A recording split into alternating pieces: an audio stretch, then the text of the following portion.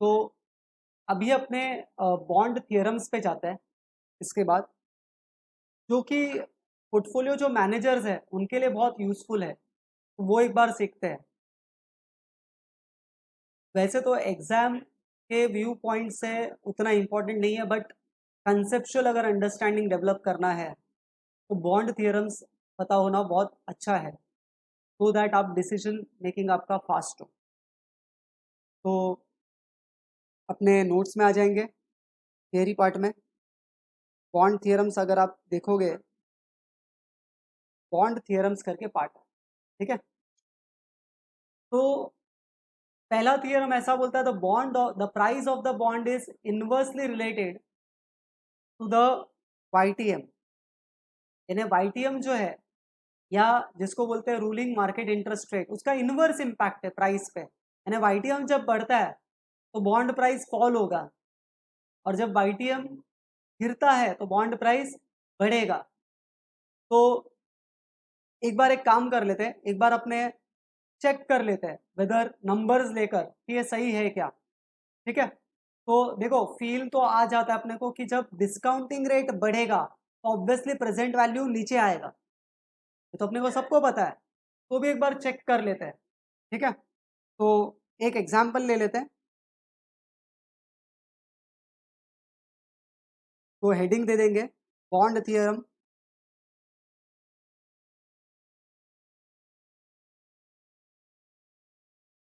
Theorem 1 कर रहे हैं, जिसमें वाईटीएम अगर ऊपर जाता है या नीचे जाता है तो बॉन्ड प्राइस नीचे या ऊपर जाता है, मतलब इनवर्स रिलेशनशिप है, ठीक है।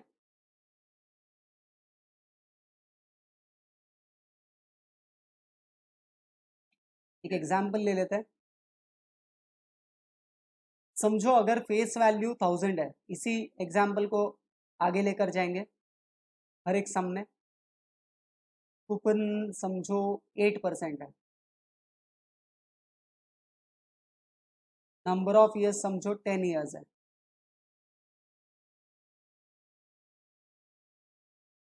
वाईटीएम अगर समझो एक 9% है, दूसरा 10% है, और तीसरा 8% है। प्लीज कॉपी कर लो।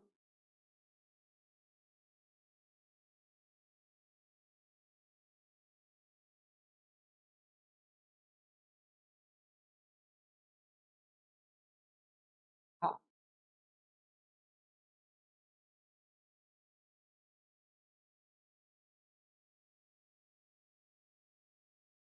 तो पहला थियरम कर रहे थे जहाँ पे बॉन्ड का जो प्राइस है वो वाईटीएम के साथ इनवर्स रिलेशनशिप में फॉलो करता है, ऐसा हम देख रहे हैं, बराबर है। एक बार इसको नंबर्स के मदद से देख लेते हैं। तो अगर समझो 3 बार करना है तो ईयर अपने प्राइस निकाल लेते हैं।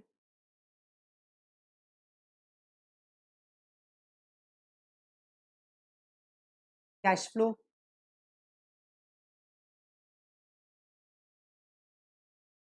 दस साल का बॉन्ड है, कैश फ्लो होगा 80 होगा ना।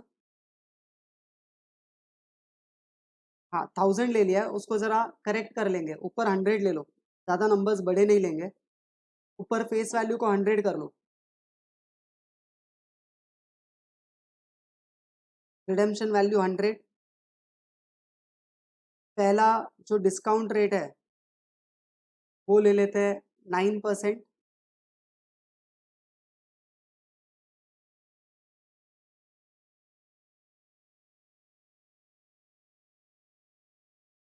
डिस्काउंटेड कैश फ्लो लेते हैं,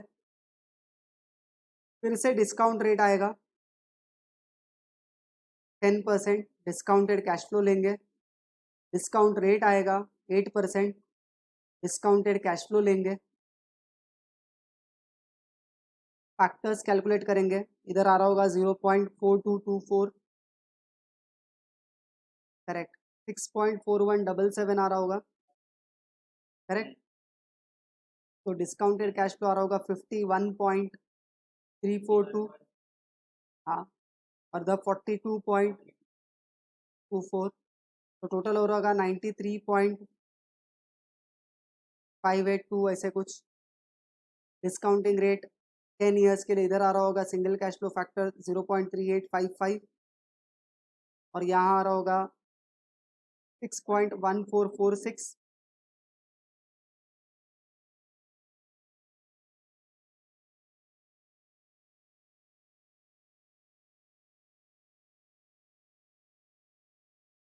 $49.15 और 38.55 बता रहे, और इसका टोटल आ रहा होगा 87.71, 8% पे भी डिस्काउंट करेंगे तो 6.710 और 0.4463 मल्टीप्लाई करेंगे 46.3 आ रहा होगा, यहाँ पे 53.68 आ रहा होगा, मल्टीप्लाई करके देख लो, और यहाँ टोटल लगभग 100 आना चाहिए अप्रॉक्स, बिकॉज हमें पता है जब जब कूपन रेट और वाईटीएम सेम होता है, यहाँ पे कूपन रेट अगर देखेंगे तो 8% है और यहाँ पे वाईटीएम 8% है, तो पार पे ट्रेड होना चाहिए।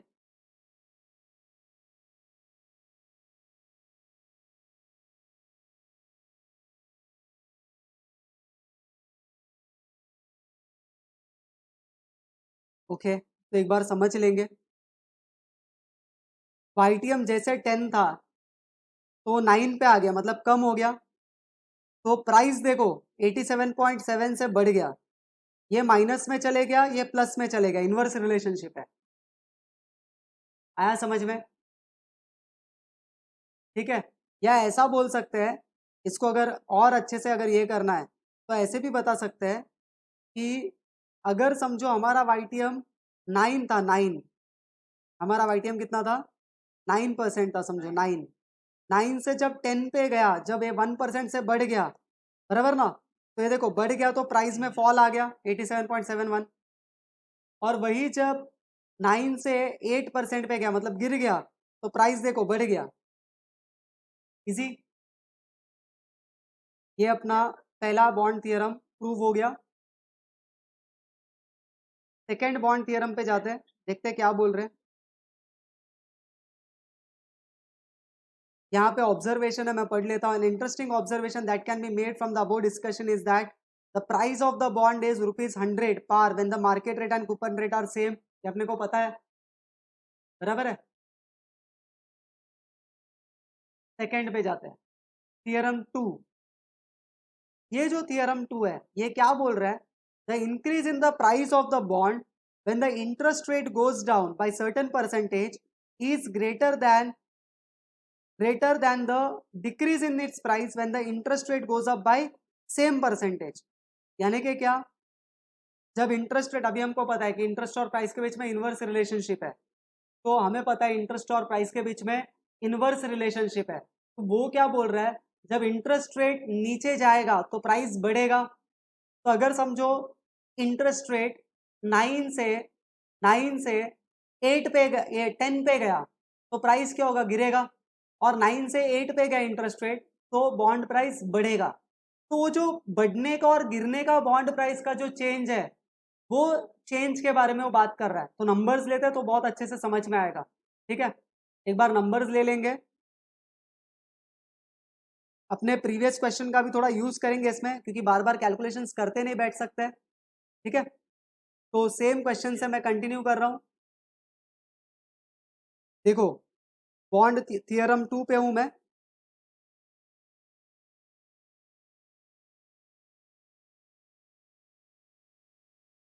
इसमें ये क्या बोल रहे हैं, एक बार एक काम करेंगे, प्राइस जब जब YTM फॉल हुआ फ्रॉम 9% to 8%, तो प्राइस अप्रिसिएशन निकालेंगे, प्राइस अप्रिसिएशन। प्राइस कितने से अप्रिशिएट हुआ?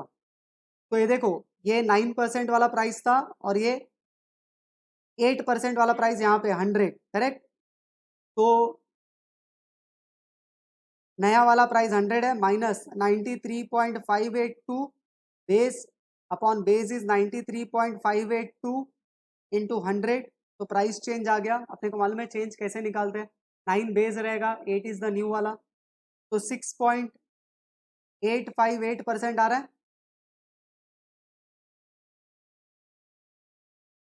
और जब YTM राइज हुआ फ्रॉम 9% टू 10%, देखो यहाँ पे जब फॉल हुआ YTM तो भी 1% से फॉल हुआ, यहाँ बढ़ रहा है तो भी 1% से ही हुआ, करेक्ट।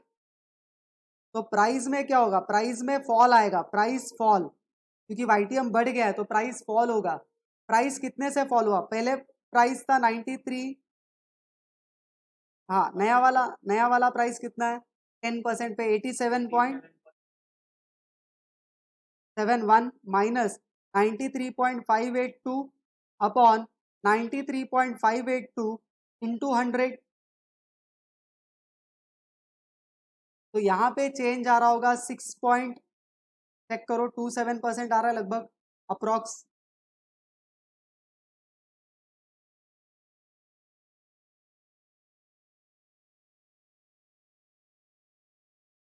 करेक्ट, हाँ।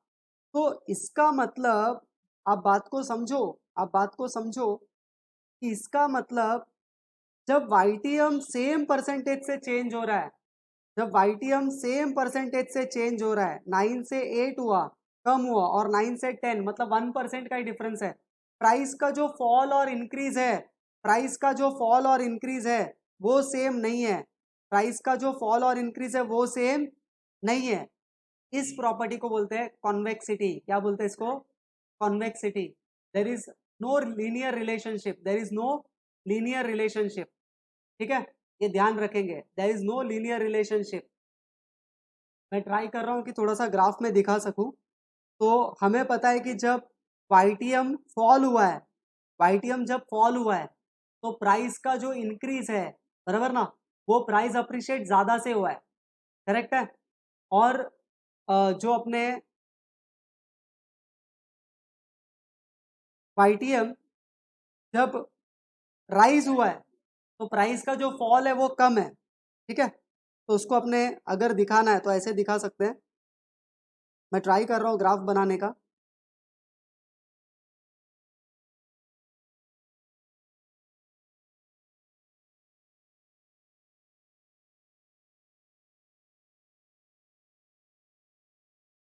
तो अगर समझो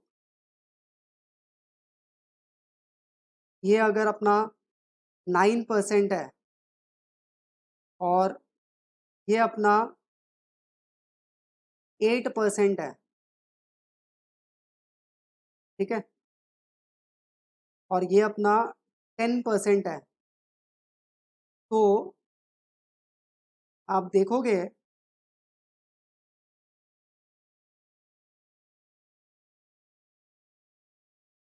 इसको कॉन्वेक्सिटी बोलते हैं।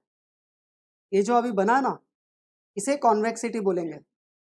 आप ये देखो, ध्यान से देखो, मैं इसको शेड करने की कोशिश कर रहा हूँ।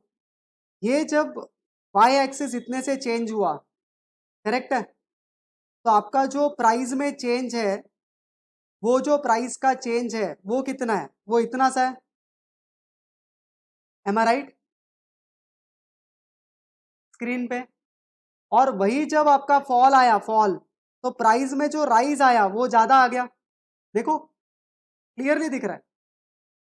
तो ये बॉन्ड कॉन्वेक्सिटी है, कॉन्वेक्स है, it does not have a linear relationship, ये कॉन्वेक्स टू द ओरिजिन है। तो यहाँ पर अपने प्राइस ले लेंगे, समझे। तो ये डायग्राम एक बार कॉपी कर लो।